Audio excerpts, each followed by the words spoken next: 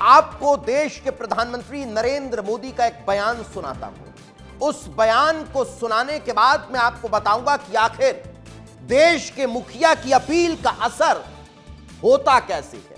सबसे पहले प्रधानमंत्री नरेंद्र मोदी का यह बयान सुनिए, उसके बाद उस बयान का असर किस तरह पूरे देश में देखने को मिला वो आपको बताऊंगा।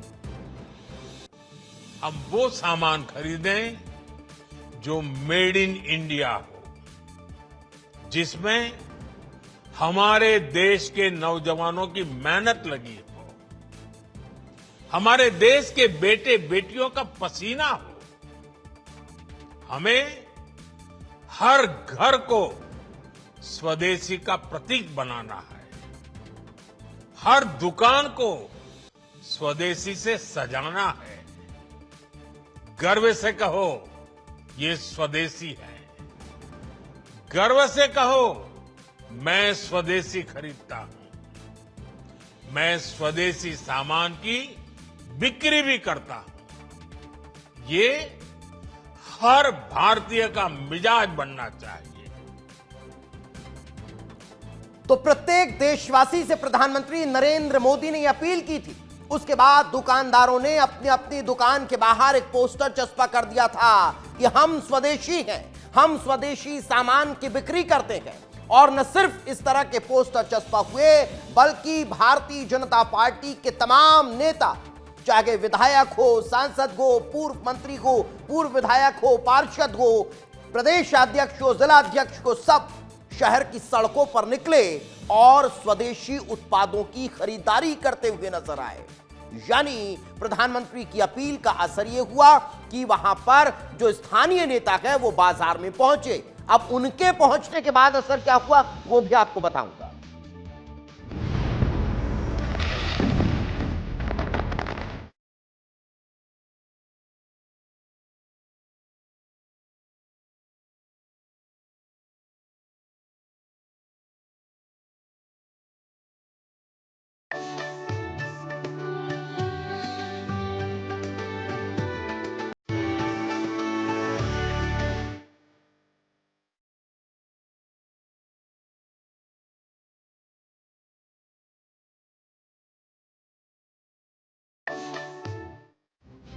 तो देखा आपने, नेता अपने स्थानीय दुकानदारों के बीच पहुंचे।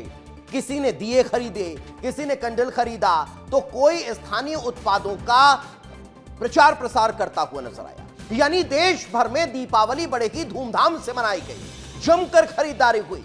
आपके शहर में बाजारों में भी रौनक देखने को मिली होगी, जिसका असर अब बाजारों में देखने को मिल रहा है। अखिल भारतीय व्यापारी परिसंघ ने एक रिपोर्ट जारी की है, जिसके मुताबिक दीपावली पर रिकॉर्ड तोड़ सेल हुई है, रिकॉर्ड तोड़, और लोगों ने भारतीय चीजों की खरीदी जमकर की है। 5,40,000 करोड़ रुपए की चीजें बिकी, जबकि सेवाओं में 65,000 करोड़ रुपए का कारोबार हुआ है। दीपावली पर यह बम्पर सेल भारत की आर्थिक मजबूती और स्वदेशी भावना को दर्शाती है। लेकिन चलिए अब मैं आपको बताता हूं कि कैसे रिकॉर्ड तोड़ बिक्री हुई है। रिकॉर्ड तोड़ यानी सिर्फ स्वदेशी उत्पादों की अगर मैं जिक्र करूं तो 87% स्वदेशी उत्पाद भारतीयों ने खरीदे हैं। अब उसमें हिस्सेदारी पहले समझ लीजिए कि किसकी कितनी हिस्सेदारी है बिक्री में। रोजमर्रा का सामान 12% लगभग बिका है, इलेक्ट्रॉनिक्स 8%, कंज्यूमर जो ड्यूरेबल चीजें हैं वो 7%, और सोना और आभूषण जो हैं वो 10%। यानी ये हिस्सेदारी बता रहा हूं कि आखिर जो लगभग 6 लाख करोड़ का कारोबार हुआ उसमें किस सेक्टर की कितनी हिस्सेदारी है। रेडीमेड कपड़े 7%, होम डेकोर 5%, होम फर्नीचर जो है वो 5%, तो वहीं गिफ्ट आइटम जो है वो 7% की हिस्सेदारी उस 6 लाख करोड़ के कारोबार में निभा रहे हैं। मिठाई नमकीन 5%, पूजा सामग्री 3%, और फल एवं मेवे जो है वो 3%, और बेकरी आइटम 3%। ये हिस्सेदारी है, ये हिस्सेदारी है जो दर्शा रही है कि कैसे आम लोगों ने रिकॉर्ड तोड़ खरीदी की है। रिकॉर्ड तोड़ दीपावली पर बिक्री का जो रिकॉर्ड है, अब जरा वो मैं आपको बताता हूं। फुटवियर पे भी 2% और अन्य वस्तुओं पर 19%। मैंने पुराना आपको बताया कि कितनी हिस्सेदारी है। लेकिन चलिए अब जरा मैं आपको उस रिकॉर्ड तोड़ बिक्री के आंकड़े भी बता देता हूं। दीपावली पर जो बिक्री हुई है वो लगभग 6 लाख करोड़ रुपए की हुई है। 6 लाख करोड़ रुपए का रिकॉर्ड कारोबार हुआ है, जो अब तक भारत में कभी नहीं हुआ है।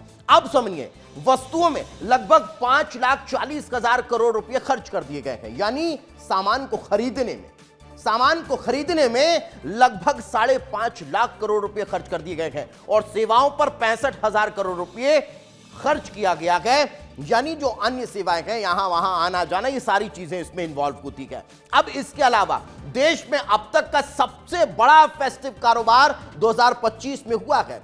यानी आप सोचिए कि कब से आप दीपावली मनाते आ रहे हैं, और उसमें 2025 में अब तक का सबसे बड़ा कारोबार लगभग 6 लाख करोड़ का हुआ है। वोकल फॉर लोकल और स्वदेशी दीपावली का असर इस बार के बाजार में देखने को मिला है। यही कह रहा हूं, यही कारण है कि मैंने आपको सबसे पहले प्रधानमंत्री नरेंद्र मोदी की वो अपील सुनाई थी, जिसका असर बाजार में हुआ है। 100 में से 87 जो लोग हैं वो भारतीय सामान खरीदते हुए नजर आए हैं।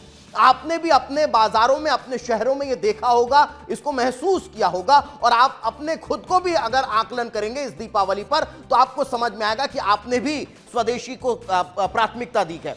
पिछले साल की तुलना में 25% की वृद्धि इसमें हुई है, यानी पिछले साल 50 था तो उसमें 25% और ऐड हो गया और वो 75 पर पहुंच गया है। 2024 में लगभग 4,25,000 करोड़ रुपए की बिक्री हुई थी, और अब इस बार उसमें भी इजाफा हुआ है, जो टोटल 6 लाख करोड़ रुपए पहुंच गया है। लेकिन अब मैं आपको इससे इतर एक और जानकारी देता हूं, एक और जानकारी।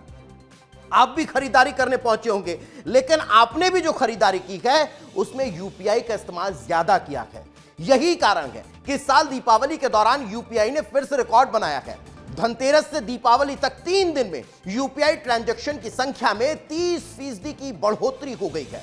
यानी एनपीसीआई के आंकड़ों के विश्लेषण से यह जानकारी समझ में आई है कि इन 3 दिनों के दौरान यूपीआई से रोज औसतन 73.7 करोड़ का लेन देन हुआ है, जो पिछले साल धनतेरस और दीपावली के बीच हर रोज औसत लगभग 56.8 करोड़ के लेन देन से कहीं ज्यादा है। पिछले 4 साल में यूपीआई ट्रांजैक्शन की संख्या 3 गुना हो गई है। क्रेडिट कार्ड ने ऑनलाइन खर्च में मजबूत पकड़ बना ली है, और इसका असर अब देखने को मिला है।